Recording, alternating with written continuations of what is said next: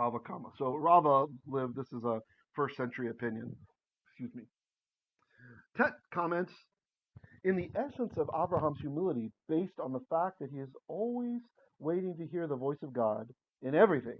And the humility is the reason why Hashem always talks to him face to face? Question mark. Well, Hashem doesn't always talk to Abraham face to face.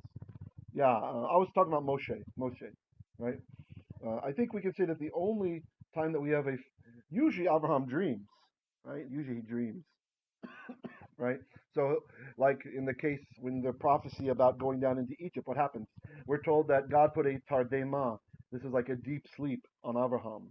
And then after Abraham had made the sacrifice and everything, right? And so, but Abraham understands that it's God giving him the prophecy, right? So I would say that sometimes, I think the best example we have of face-to-face with Abraham talking to God is when he's talking to probably the Memra, right? When the three men come and visit and the two leave to go to Sodom and the one remains.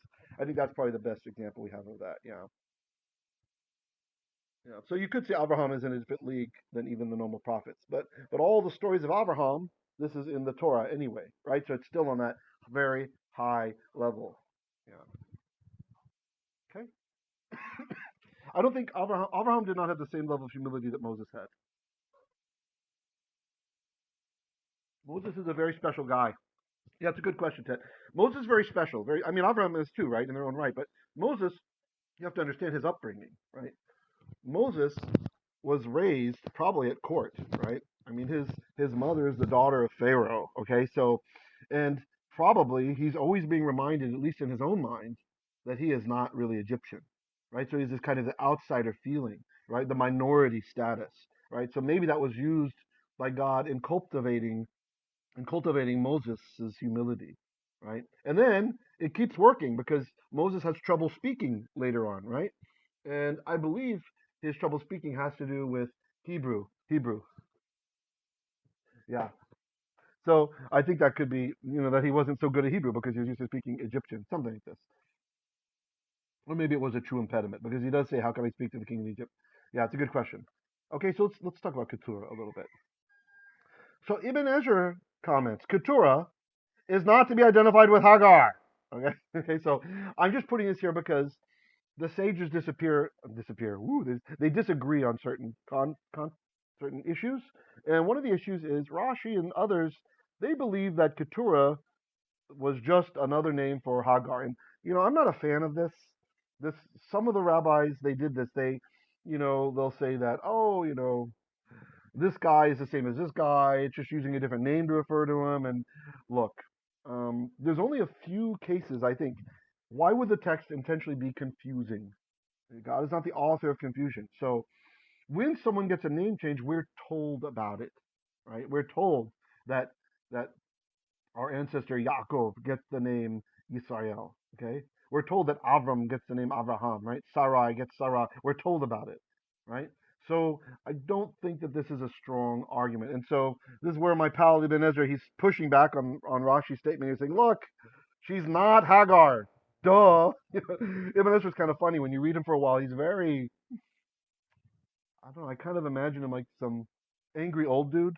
Not angry, but like straight to the point. He knows what he's talking about, and he's not going to put up with anything. Right? So Ibn Ezra, he says, see Breshit Rabbah 61:4, right? So we're not going to go into that, but for making this claim, right, like Rashi's adopting. So because Scripture explicitly states, but unto the sons of the concubines, the pilgashim that Avraham had, Avraham gave gifts. So from this we learn that he didn't only have the concubine Keturah, but he also had other concubines, right? And we're told that he gave them gifts. She's a concubine, right? So she's not Hagar. It's not the same person. Pilgashim, concubines, indicates that, this is Ibn Ezra talking, Abraham had more than one concubine. If Keturah and Hagar were one and the same person, the verse would have read concubine, right? Not concubine, right? Concubine, not concubines. Okay?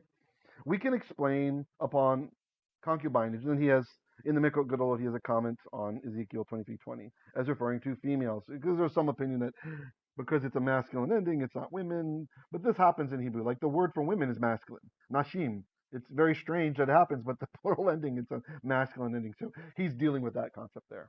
Okay, any comments or questions on this verse before we move on?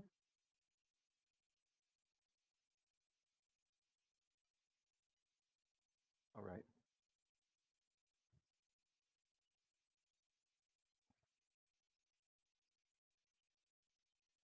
Verse 2. By the way, is the fan loud? If someone could just write if it's loud or not, maybe I'll reposition it. All right, it says, teyled lo et zimran ve'et yokshan ve'et medan ve'et midyan ve'et yishbak ve'et shuach. Then she birthed for him. So this is again. So this seems it's kind of silly. There's a whole opinion out there that the children of Keturah were not Avraham's, right? That he just adopted them, right? But look at the sequence of the text. It says lakach. He took her. Could be interpreted as married her, right?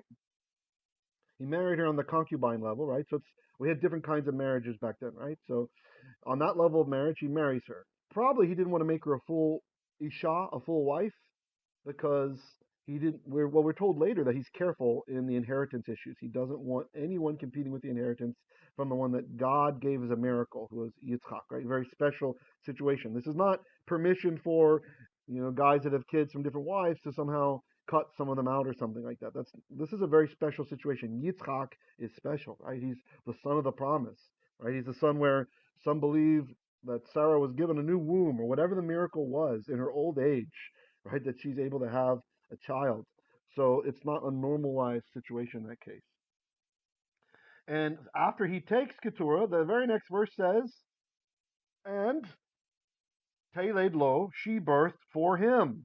Okay, so are we to believe that he took her and then she had some other dude who made her pregnant and she gives birth? Come now, let's be reasonable. So she birthed for him, and this is the language that the Bible usually uses when someone has sired a child and the child comes into being or comes to fruition. Sorry, I can usually mute my coughs with my good microphone. That'll be soon. The cable's coming. It's in the way. Et Zimran. So these are the names in gray. Zimran, Yokshan, Midan, Midian. Real creative with the names there, Keturah was. Midan and Midian. Yishbak and Shuach. So those are the names we get. Sforno comments. So he comments on this teyled lo et Zimran. So I'm going to show the view that I disagree with. Okay, because it's important. You can think for yourself. Look at here's the other perspective. So this is what Sforno says. Sforno says she raised them in his house. That's how he's interpreting teyled, give birth, gave birth for him. He's interpreting that to meaning she raised them in Abraham's house, similar to the 5 sons of Michal, who raised the children of her sister Merav, who had died at an early age and had borne those to Adriel. Compare 2 Samuel 21, verse 8. Michal had no children of her own at all. Although Abraham had personally only sired Ishmael and Yitzchak, he had adopted these children, as seems clear from 1 Chronicles 28 and 32. So that's Sforno's opinion. And you could agree with Sforno, that's fine. We can disagree on these minor issues. It doesn't affect our faith. It doesn't affect, right? I think people split up over silly things too often. Right? I mean, especially look at all the denominations and what they disagree. The things they disagree about are sometimes just so unimportant, right? It's just unimportant. The main thing is we love God, we keep His laws the best we know how, and we accept the Messiah, right? We accept the Messiah for our salvation, right? And also that we might live better lives and have the proper interpretation. So now I'll show a modern scholar disagreeing with Sforno. Oh, so here's the verse. Let me show what Sforno's talking about. This is 1 Chronicles 128. This is the verse he's referencing. Bnei Avraham, Yitzchak, and Ishmael. Okay, so the children, the sons of Avraham, Yitzchak, and Ishmael, right? But then when we go down to verse 32, let's see, did I include that? Yeah, I did. Okay. Oh yeah, okay. It's too long, so I just summarized it. It tells us about Keturah's children. All right. So it says, and Keturah's kids were blah blah blah blah blah. Right. So this is what he's basing it on because of the language there in Chronicles. Right. Okay. Just so you can understand the opposing argument. So this scholar Knoppers, he writes Isaac and Ishmael. a very brief genealogy fashioned from narratives in Genesis. In listing Abraham's children in this format, the author momentarily passes over Abraham's children through Keturah, right? So this is how many scholars see this, that it's just organizing the most important first, and then the children he sired in his post 100 years old time as being less important. The concubines' children. Any questions?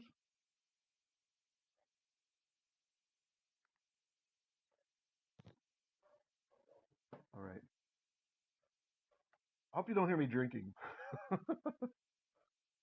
I'm not for schnicket. It's not alcohol. All right. Chapter 25 of Genesis, verse 3.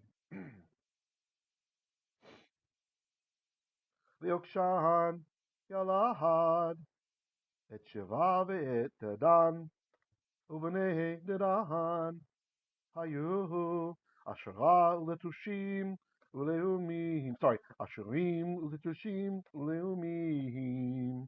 I said Ashura kind of out of instinct because that's Assyria, and these is supposedly the maybe the founders of Syria. Although some disagreement on that, so my mind was thinking, oh, okay, it's Assyria, so that's why I said Ashura instead of Ashurim. The method to the madness. So let's talk about Ashurim now. So Rashi, according to the Karasek translation, writes the Ashurim, the Letushim, the is not in the Hebrew. These are not the names of groups as onkelos, that's the Aramaic translation, and the New Jewish version think, but of individuals who founded peoples. The meanings onkelos assigns to the names are legitimate, but I cannot reconcile his rendering with the absence of the definite article, right? Since it doesn't say ha-ashurim, it just says ashurim. Okay, move on to Letushim. Ibn Ezra comments on the Ashurim. Some take this word to mean those who know the way, right? And he references Job 31, verse 7. The Letushim, the far seers, compare Job 16:9. But to me, again, here we have straight shooting Ibn Ezra. To me, these are simply meaningless names. Imagine the old guy. These are meaningless names. Get off my lawn. Get off my lawn, kids. It's a meaningless name. Who named you Letushim? I gotta love Ibn Ezra. And Leumim. Look at Leumim. Dr. Vera comments that Keturah was a concubine or wife in First Chronicles 1:32. It doesn't specify. It just says Keturah. Yeah, pretty sure. Pretty sure it just says Keturah. You can check me on that if you like. Okay, so Chizquni comments, Ashurim, the name given to tented dwelling nomads. Letushim, people who live scattered and do not form a cohesive civilization. The meaning is similar to the word Netushim, people who have been abandoned on the fields. The letter Nun having been exchanged by the letter Lamed. This is Chizquni's opinion. So you can see the sages are scattered about understanding this. Chizquni is basically arguing for a metaphorical meaning, right? Kind of like when we have those who play flutes, are from this guy, right? And those who made, in those times it might have been more generally true, right? As crafts tended to remain in the family and that sort of thing. But the argument Chizquni is making, it seems to me more of a metaphor. I'm going to check. I want to make sure I told you the right thing, Doc. Let's see. First Chronicles 1:32. Let me check. Hold on. Let's see. 132. Was it? Yeah. Okay. First Chronicles 1:32. Okay. Yep. Yeah, I was right. It says. Oh no! It says Pilagesh. Uvnei Keturah Pilagesh Avraham. Yalada et, and it gives the name. So, in the children of, well, in this case, the sons of Keturah, the concubine of Abraham, right? So it gives her the special designation as concubine. Yeah, good question. Okay, Doc. Pilagesh, concubine. Okay.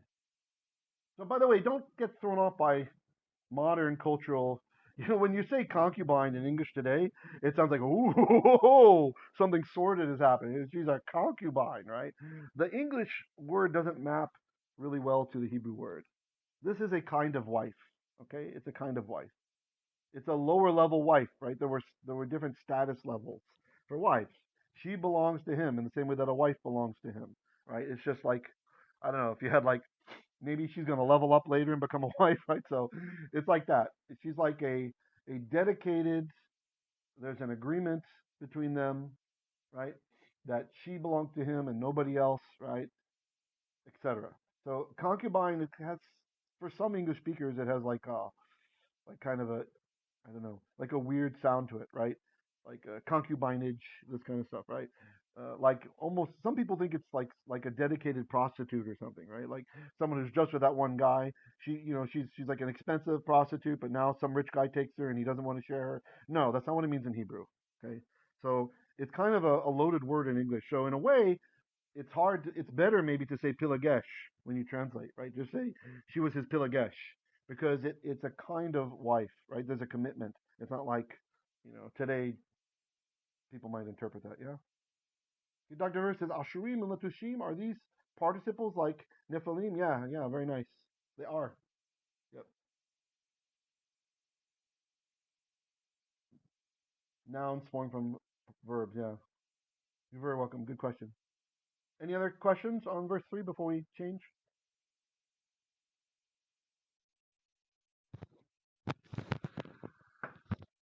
Okay, since nobody commented about the fan, I'm leaving where it is.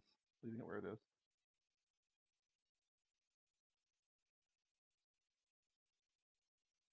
Continuing on that verse, I had more to say about it, so I've put the verse up here, right? The same verse, but it's colorized. So let's talk about Sheva, Sheva, Sheva, not Shwa, Sheva. So this is really fascinating, I think. I love it when biblical personalities or peoples that are mentioned in the Bible, I love when you have extra biblical evidence of this kind of stuff. So I wanted to read to you from this book, The Ancient Near Eastern Texts Relating to the Old Testament.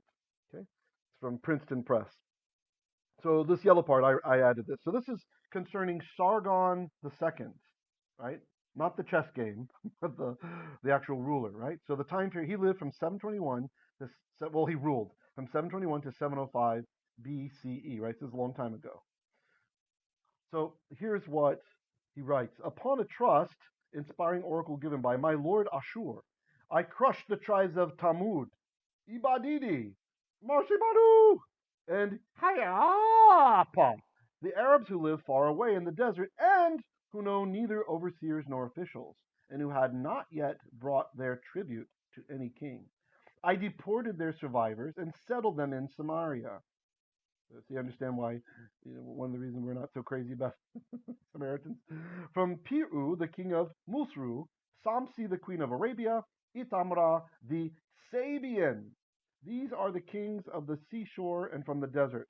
I received as their presents gold in the form of dust, precious stones, ivory, ebony seeds, and all kinds of aromatic substances, horses and camels. So that's interesting. We have this little blurb relating to Siva from extra biblical literature, at least his descendants. Sarna comments on this next one, Dedan, that Dedan too was a major center of the spice trade, right? So there was a civilization that was a big player in the spice trade, this descendant of Avraham. It is identified with the modern oasis of Al Ula in the northwestern part of the peninsula, meaning the Arabic peninsula. Okay, what about Ashurim? Sarna further comments, the first name is in the same that elsewhere in the Bible means Assyrians, okay, is the same. But such an interpretation is historically unlikely in the present context. He references Numbers 24, 22, 24, and Psalms 83:9, mention a people named Ashur, and in neither instance is it Assyria, suited to the circumstances described. There may well have been another people named Ashur that is referred to in these texts. It is also possible that Syria is meant because of the spelling of this name in some ancient languages is closer to Ashur. There is indeed evidence for the presence of a Syrian merchant colony at the oasis of Dedan, right? Which that's interesting because that puts these together because Ashurim, they were descendants from Dedan, right? B'nai Dedan Hayu, the descendants, the children of Dedan, they were Ashurim, Letushim, Leumim.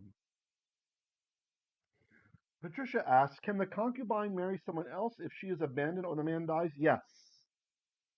Yes. For those interested in the halakha of concubinage, there is a book written by the Yavits. The Yavits was a defender of the faith, a Ashkenazi Jew who defended Judaism against Sabbatai Zvi, and he exposed another high leader who was a secret Sabbatean. That people, there was a big conflict. It's very interesting to read about the conflict. And this is the one. The Yavits, his real name is Rabbi Jacob Emden, Jacob Emden, right, in German, and he wrote a book on Yeshua. This is why Ashkenazi Jews don't hate Yeshua, at least if they're honest, they don't, right? Because the Yavits is very, very highly respected sage, and so he wrote this book on Yeshua where he read the New Testament, he read the apostolic writings, and he deduced that Yeshua was a righteous person, a righteous Jew whose vision was to rid the world of idolatry, and since it's idolaters who killed him, Emden found it kind of interesting that in the end he largely succeeded, according to Emden, because in those times Islam was considered monotheist, and Christianity is considered monotheist as well by honest Jews, right? I mean, by the typical Ashkenazi perspective and the majority opinion in the Talmud, although they don't talk much about Christians, they are considered to be God-fearers, right? Noachides. So these modern liars like the former head of Jews for Judaism, the try to make it out to be like, no, they're all idolaters and blah blah blah. This is not, and even Mizrahi, this is not fairly representing the Jewish position. They are taking a minority position and lying to you, presenting it as if it is the Jewish position. It's just not the case. Yeah, Sephardic Jews are more harsh about it, right? But Ashkenazi Jews are not. So if you go to America, almost all Jews you meet are going to be Ashkenazi. Outside of Israel, America has the most Jews in the world, right? It's about the same, actually, as Israel. It's very close. And so the Jews in America, they do not have this opinion, all right? Okay, and so so Rabbi Jacob Emden, the Yavits, to answer your question, Trisha, he wrote a book called Pilagesh. It's called Concubine. And he goes through and he discusses the rules for concubinage, and it's a really interesting book because it's amazing the time period he wrote it in, right? This is at the time when polygamy is banned in Europe, right? And so he's pushing the community to adopt concubinage again because he has many of his people that he ran across in the communities that he counseled in private and stuff. He found that you had the situation where you'd have like rich families, right? And what would happen is they would have a Jewish maid, and the husband would end up secretly having an affair with the maid, right? So then what happens when she would get pregnant? They take all kinds of things to keep it secret. And so Emden argues that without letting the people know that this is allowed, then what happened was you end up having a very dangerous situation of mamzerim, of mamzers, right? That is children from a forbidden union, right? So, for example, if this rich guy, has got the maid and he has a child with her and it's kept secret, she's kind of ushered away, maybe provides for her secretly or whatever. What happens to her children? It's possible that someday her children could end up marrying one of his other children, right? Depending on when the father died, etc., right? Or even two generations down, it can happen. So this is the danger because a mamzer cannot enter into the temple, right? You're not allowed and can't come into the synagogue even, right? A mamzer, the children of a mamzer. So there is no Hebrew word for bastard in English. Oftentimes they translate mamzer as bastard, but there is no such thing. We don't have this concept of bastards, right? So if the child's from a concubine, it's from a wife, even if it was from a union where they weren't married or something like this, which is frowned upon and not a good idea, but nevertheless, there's no concept of bastard. That child is allowed to go into the synagogue, is allowed to go into the temple, etc. Right? It's and the child inherits as well, right? So it's not much of a protection for the woman in those types of situations, which is why it's generally frowned upon. Because how is she protected if he just decides to dump her or something like that? Her and her child, they fend for themselves now. So yeah. So to answer your question, that's a lot of the halakha. It's in Emden's book, so you might find that interesting.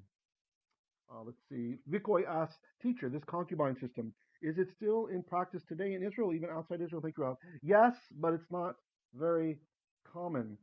I remember reading in Jerusalem Post, I think like a little less than 3 years ago, there was a Rosh Yeshiva in Jerusalem who was granted permission to take a concubine.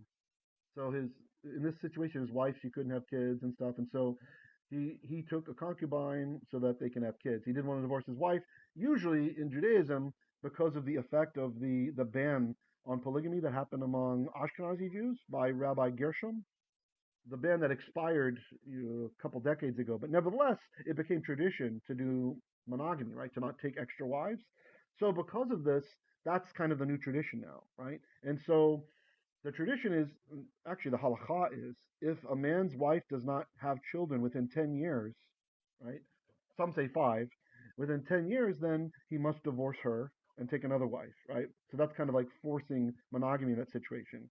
In the case of this Rosh Hashiva, he loved his wife. He didn't want to cut her off. He didn't want to divorce her just because something's wrong with her body, right? So he got the special permission from the Beit Din to take a concubine. Yeah. Actually, the Hasidim in Israel, in the Haradi, pardon me, Hadar, they're pushing for polygamy laws to be allowed again because of growth, right? They see there's a large growth of secular Israelis, usually from immigration from former Soviet states. They come in, they're secular, right? They don't know anything about Judaism. And so then they vote a certain way, they have the gay pride parades and all that stuff. And so the Orthodox, they want to counter that by birth rate. So it's actually a lot of the women in the various Orthodox groups in Israel, they're pushing for a return to polygamy so that they have lots of kids in the family, right? To kind of counter what's happening. It's interesting dynamic, the demographic, right? So you're bringing in lots of liberals, so they want to birth more conservatives. It's kind of an interesting war. Tet says 1610s to identify as a bastard from bastardized. The figurative sense to make degenerate debase is earlier, 1580s. Probably because bastard also was serving the verb mean to declare illegitimate. Right. So in Judaism, there's no concept of an illegitimate child. It doesn't exist. That's not in the Bible. There's no Hebrew word for this. Right? Just like we mentioned last time, there's no Hebrew word for ritual purity. Right? There's just purity. There's no ritual. There's no ritual in it. That's invented outside the text. So if maybe you're a child, any of you listening, if you're a child from parents that were never married or something, and you somehow felt less because of the Gentile church's interpretation of that word, you don't have to feel that way because that's not how the Bible puts it. A child from parents who are not married is still an heir to the father. A child from parents who are not married, and again, but hear me right, I'm not saying it's good to go down that road, right? I'm just saying that you have to understand that the stigma that is attached to it is non-biblical. Thanks for that, Ted. Referencing etymology online. Yeah. But the meanings of the words in the 1500s don't bear a whole lot to what it means today, right? So, today bastards even evolved, right? You just say he's a jerk. It means he's a jerk. You bastard! It's calling someone a jerk, right? Not meaning his parents were unmarried or something like this.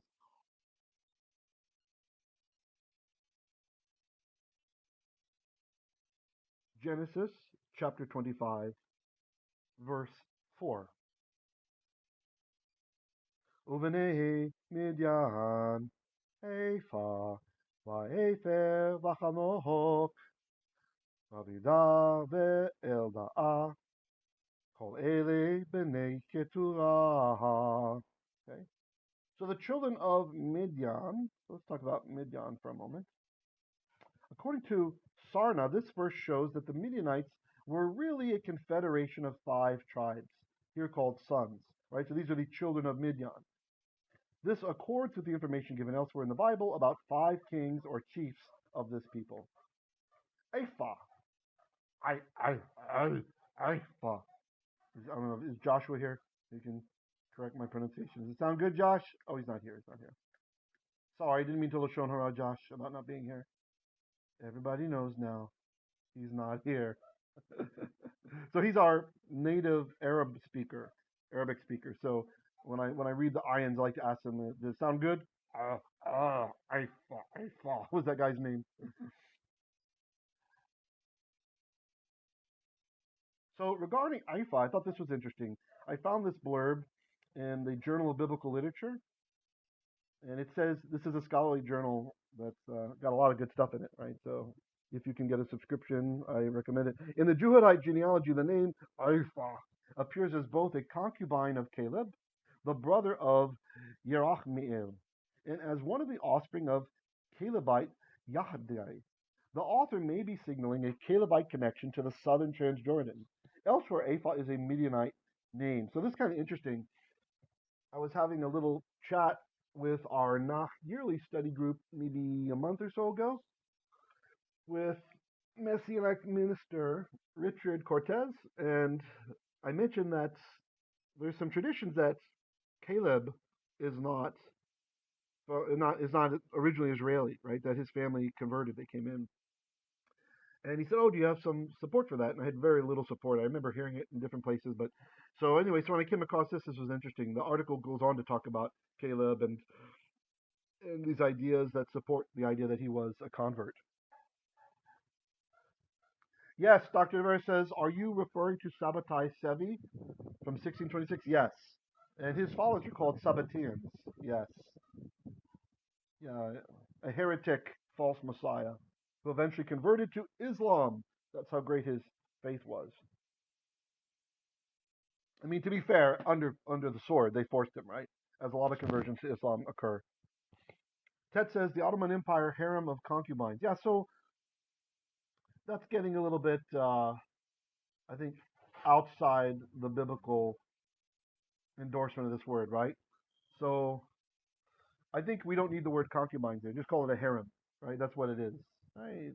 They're for sex, right? That's just for sex, pretty much. Versus the biblical concubine there's more to it than that. It's a kind of marriage, really. Just that you don't usually hear about. Again, this is where English fails us, right? So the way that the word concubine works in English is different than there's maybe an intersection with the meaning in Hebrew, right? But the Hebrew domain of that word doesn't cover all those usages in, right? Like you think about this, a harem or something, right? It doesn't seem like a righteous union. Okay, continue on. These are the names of the guys. By the way, this Chanok is not the Enoch you're thinking of, okay? The El Da'ah, Kol Ele, all of these, Bnei Keturah, they were sons of Keturah. Rashi comments that all these were descendants of Keturah, 16 all told, counting the sons of every generation. But why stop there? Why not list all her descendants? So he's wondering why the text stops, and then he gives us the answer. Most likely, all these were born during Abraham's lifetime. If he married Keturah when Isaac married Rebekah, he still had 35 years of his life left. Can you imagine? As he might well have seen grandchildren from Keturah. That's Rashi's interpretation of that. Yeah, it is. Ted asks about the ephah. Isn't the ephah also a unit of measurement? Yeah, it's a dry measurement, right, for flour and stuff like that. Okay. This is the end of the drash. Yeshua hu mi Yehudim. Yeshua, he is from the Jews.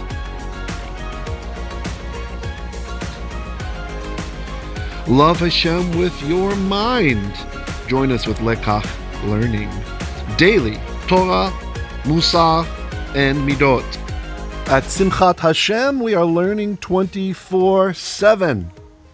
Sundays, Intermediate Hebrew at 4:30 p.m. Auditors welcome. Monday, live chat premiere at 9 p.m. Tuesdays, Beginning Hebrew at 9:45 p.m. Wednesdays, Intercession and Midot at 2 p.m. and live chat premiere at 9 p.m. that night. Thursdays, live chat premiere at 9 p.m. That's 8 a.m. Eastern Standard. And on Fridays, we have our language lab at 2 p.m. That's 1 a.m. Eastern Standard. Shabbat, 10 a.m. is the Elder Drash, and the Rabbi's Drash is at 4:30 p.m. This is a Messianic Jewish Renaissance.